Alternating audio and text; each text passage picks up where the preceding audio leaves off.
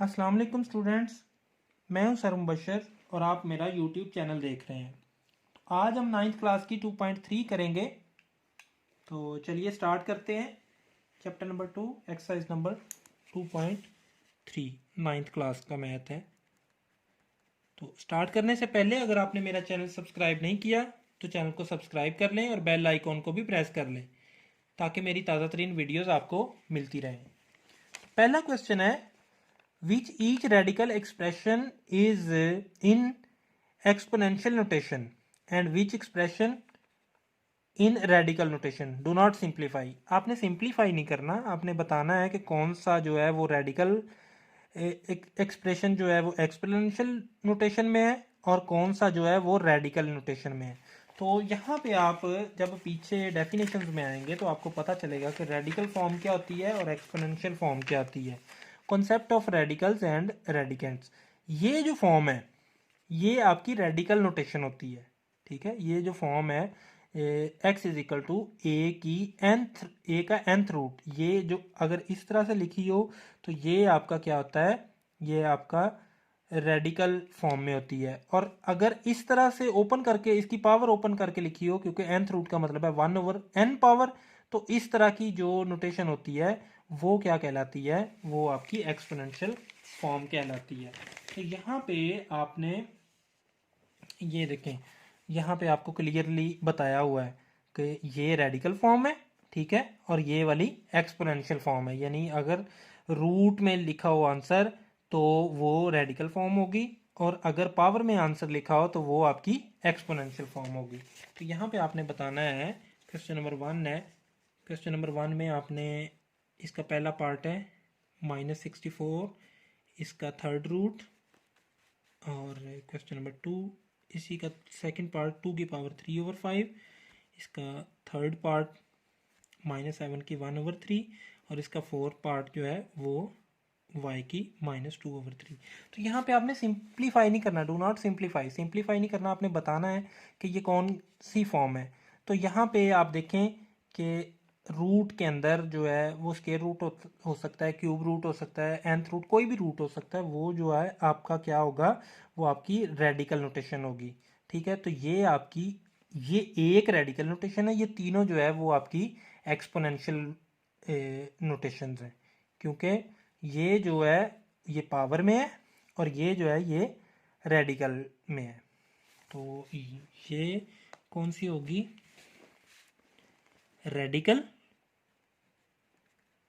और ये कौन सी होगी, एक्सपोनेंशियल। बाकी सारी जो है वो आपकी एक्सपोनेंशियल है, ये भी आपकी एक्सपोनेंशियल है, ये भी आपकी एक्सपोनेंशियल है। ठीक है, तो ये आपने सॉल्व नहीं करना, उसने कहा कि सिंप्लीफाई नहीं करना, बस आपने बताना है। तो क्वेश्चन नंबर 2 है, tell whether the following statement are true or false. तो आपने बताना है कि ये स्टेटमेंट जो है, पहली स्टेटमेंट देखें क्या है। पहली स्टेटमेंट है 5 की 1/5 इक्वल है 5 का स्केयर रूट। तो स्केयर रूट की वैल्यू 1/2 होती है हमेशा।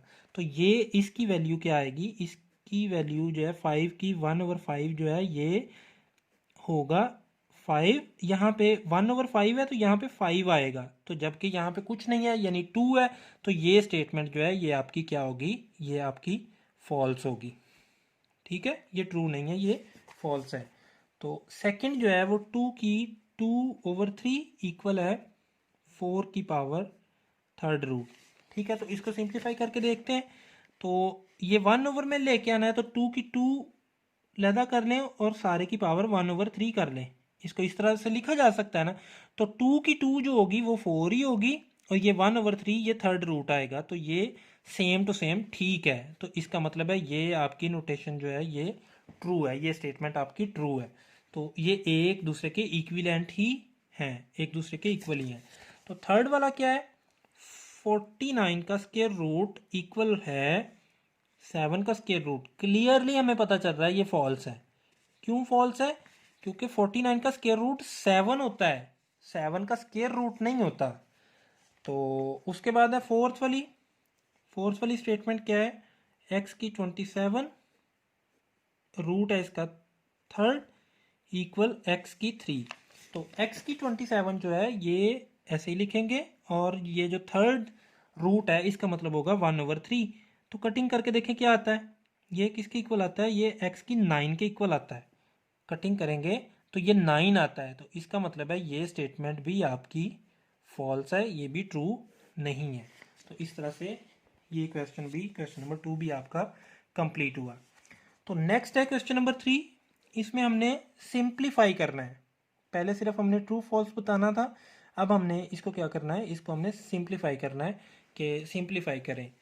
तो सिंप्लीफाई करें -125 का थर्ड रूट।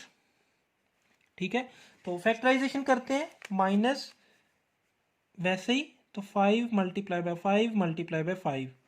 125 को 3 दफ़ा हम ये इस तरह लिख सकते हैं और सारे की पावर क्या होगी 1/3।